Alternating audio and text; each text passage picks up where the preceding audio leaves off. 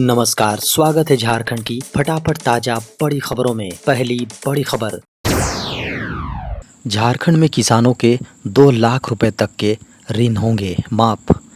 झारखंड में किसानों के 2 लाख रुपए तक के ऋण माफ किए जाएंगे। खबर है कि इसके लिए सरकार ने सभी बैंकों से प्रस्ताव प्रस्तुत करने को कहा है।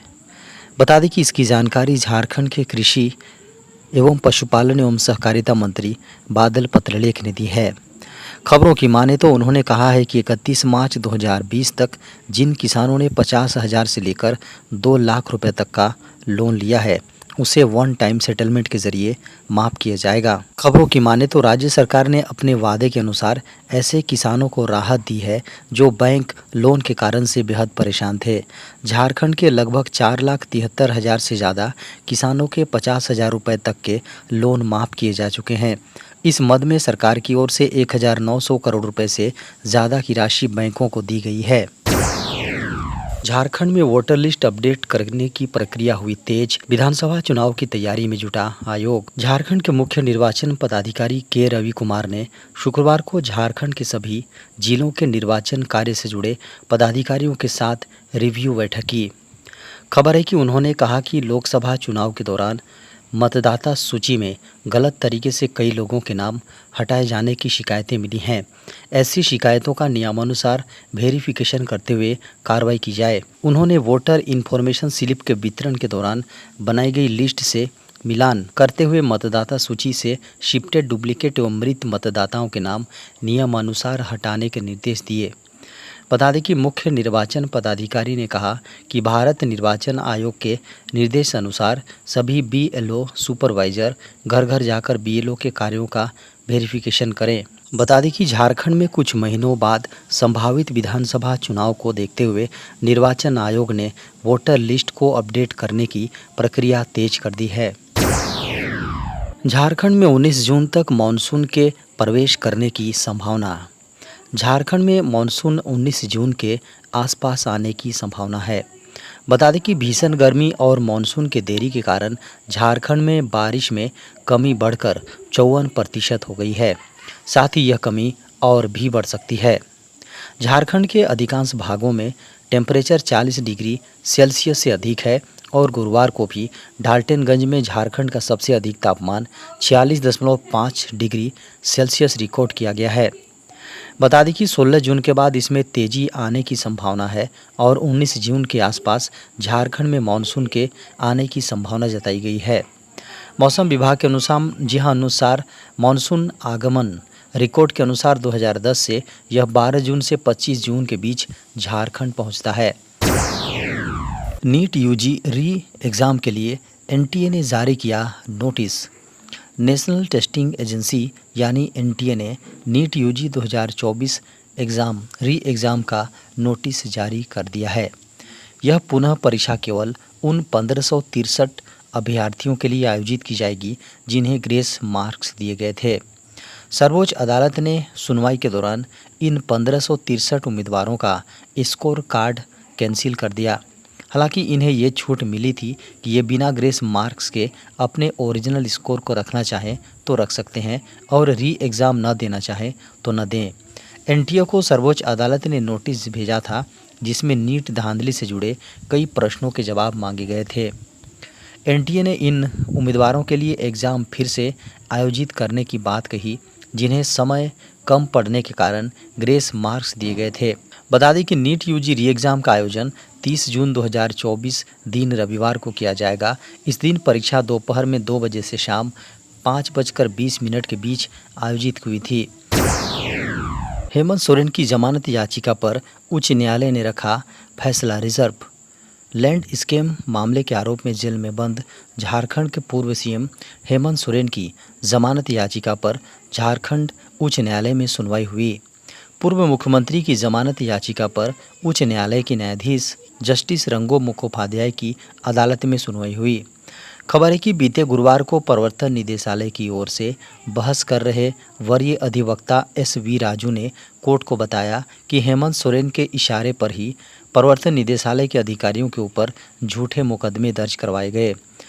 एक केस उन्होंने स्वयं ईडी के अधिकारियों पर किया है। उन्होंने कहा कि हेमंत सोरेन भूमि घोटाला के सबसे बड़े लाभुक हैं, इसलिए इन्हें बेल नहीं दी जानी चाहिए। वहीं हेमंत सोरेन की ओर से वरीय अधिवक्ता ने ईडी की दलीलों को दरकिनार करते हुए कहा कि सदर थाना में जो मामला दर्ज हुआ है उसकी जांच अभी बाकी है। हम अभी बेल मांग रहे हैं। केस की मेरिट पर फिलहाल जाने की जरूरत नहीं है। अब एटीएम से कैश निकालना होगा महंगा, देना होगा अधिक शुल्क। कैश निकालने के लिए अक्सर एटीएम का इस्तेमाल करने वाले ग्राहकों के लिए बुरी खबर है। खबर है कि एटीएम से पैसे निकालने वाले ग्राहकों को बड़ा झटका लगने की संभावना है और जल्द ही एटीएम से पैसा निकालना महंगा हो सकता है। बैंक जल्द ही कोई बड़ा ऐसा निर्णय लेने वाले हैं जिससे आम आदमी की जेब पर असर पड़ेगा और एटीएम से पैसे निकालने के लिए अतिरिक्त पैसे या फीस देनी होगी। खबरों की माने तो भारत में एटीएम ऑपरेटरों ने भारतीय रिजर्व बैंक और national payment corporation of India से ग्राहकों से नकद निकासी पर भुगतान किए जाने वाले इंटरचेंज शुल्क बढ़ाने के लिए संपर्क किया है। भारत में एटीएम से पैसे निकालने के लिए ग्राहक जो शुल्क लेता है उसे इंटरचेंज फीस कहा जाता है। ऐसे में इंटरचेंज फीस बढ़ने पर ग्राहकों को एटीएम से पैसे निकालने के लिए अधिक शुल्क देना होगा। महंगा हो सकता है मोबाइल और लैंडलाइन नंबर का उपयोग। आने वाले समय में मोबाइल और लैंडलाइन नंबर का प्रयोग करना महंगा हो सकता है। खबर है कि इसका कारण ये है कि टेलीकॉम रेगुलेटर ट्राई ने मौजूदा और नए अलॉट नंबरों का विवेकपूर्ण और कुशल उपयोग सुनिश्चित करने के लिए कंपनियों पर शुल्क लगाने का प्रस्ताव पेश किया है। खबरों की माने तो ट्राई ने अपने हालिया परामर्श पत्र राष्ट्रीय नंबरिंग योजना का संशोधन में कहा है कि नंबर एक बेहद मूल्यवान सार्वजनिक संसाधन है और इसकी संख्या असीमित नहीं है। अभी तक मोबाइल और लैंडलाइन सेवाओं के लिए नंबर कंपनियों को निःशुल्क आवंटित किए जाते हैं। ट्राई ने यह भी संकेत दिया है कि वह उन कंपनियों पर वित्तीय जुर्माना लगाने पर विचार करेगा जो आवंटित नंबरों को एक निर्धारित समय सीमा से अधिक समय तक उपयोग में नहीं लाते हैं। नंबर देने का स्वामित्व सरकार के ही पास है। व्हाट्सएप का नया अपडेट, चैनल्स में जुड़ेगा कमाल का फीचर। व्हाट्सएप अपने प्लेटफॉर्म के लिए एक नया फीचर रोल आउट करने की तैयारी कर रहा है। टेस्टिंग में चल रहा यह अपकमिंग फीचर व्हाट्सएप चैनल्स के लिए है और यूजर्स को आसानी से एक्सेस के लिए चैनल्स को पिन करने में सक्षम बनाएगा।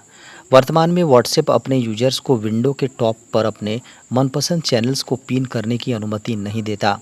Feature tracker tracker WA beta info की एक रिपोर्ट के अनुसार मेटा के स्वामित्व वाली यह इंस्टेंट मैसेजिंग सेवा व्हाट्सएप बीटा के साथ एंड्रॉयड 2.24.13.3 के लिए 2 चैनल्स तक को पिन करने की क्षमता पेश कर रही है। इस फीचर के इनेबल होने के बाद यूजर्स लिस्ट में से 2 चैनल तक को प्रेस होल्ड कर सकते हैं। फिर टॉप बार में से इन पिन आइकन पर टैप करके चैनल्स को पिन कर सकते हैं। जैसा कि WA बीटा इन्फो द्वारा लीक किए गए स्क्रीनशॉट में दिखाया गया है।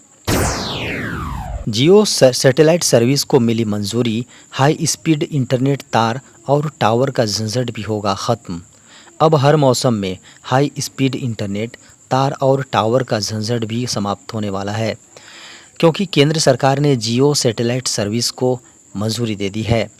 खबर है कि यह लग्जमबर्ग बेस्ड SES का एक ज्वाइंट वेंचर है जो गीगाबाइट फाइबर इंटरनेट सर्विस उपलब्ध कराता है। बता दें कि जल्द भारत में डायरेक्ट सैटेलाइट से high speed internet service offer की जाएगी। सैटेलाइट इंटरनेट सर्विस में एलन मस्क की स्टारलिंक सर्विस का नाम सबसे आगे आता है, लेकिन जियो को मिली मंजूरी के बाद स्टारलिंक का भारत को लेकर सपना टूट सकता है। पिछले साल सरकार ने यूटेलसैट की भारतीय इंटरप्राइजेज बैक्ड OneWeb को मंजूरी दी थी। यह एक सैटेलाइट बेस्ड इंटरनेट सर्विस है जिसे इस साल अप्रैल में दिल्ली में आयोजित मोबाइल इंडिया कांग्रेस में शोकेस किया गया था। इस सैटेलाइट सर्विस में तार या टावर का झंझट नहीं होता है, जिसे जियो स्पेस फाइबर टेक्नोलॉजी बेहद सिंपल यहाँ सिंपल माना जाता है। इसमें एक रिसीवर होता है जिसे घर, ऑफिस या घर कार कहीं भी लगाकर इंटरनेट सीधे सैटेलाइट से इस्तेमाल किया जा सकता है। यह रिसीवर अलग अलग साइज में आता है जिसे यूजर्स पर्सनल और कॉमर्शियल यूज के हिसाब से लगा सकते हैं।